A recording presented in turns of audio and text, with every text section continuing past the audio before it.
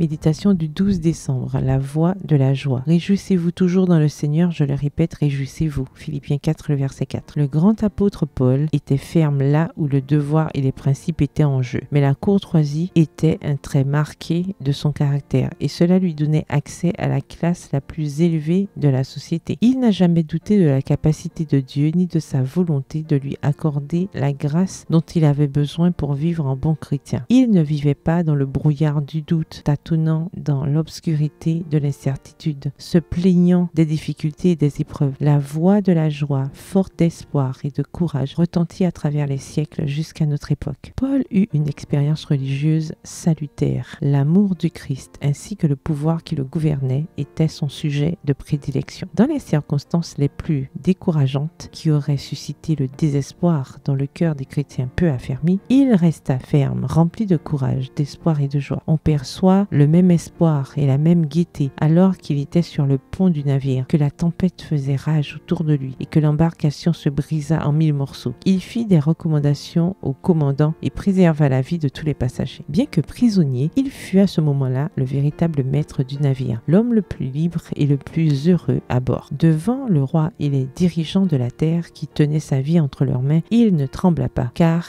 il avait abandonné sa vie à Dieu et elle était cachée en Christ. Il adoucit par sa courtoisie le cœur des hommes au pouvoir, l'homme cruel, méchant et corrompu dans leur cœur et dans leur vie. Toute sa conduite était marquée par la bienséance et la grâce de la vraie politesse. Lorsqu'il tendait la main, comme c'était son habitude en parlant, le cliquetis des chaînes ne lui causait ni honte ni embarras. Il les considérait comme des marques d'honneur et se réjouissait de pouvoir souffrir pour la parole de Dieu et le témoignage de Jésus-Christ. Son raisonnement fut si clair et si convaincant qu'il fit trembler le roi débauché. Comme un ange de miséricorde, la grâce faisait entendre sa voix douce et claire, répétant l'histoire de la croix, l'amour incomparable de Jésus. Extrait du livre The Signs of the Time du 6 novembre 1879 et aussi dans le magazine The Review and Herald du 8 septembre 1885. Bonne soirée, que l'Éternel vous bénisse.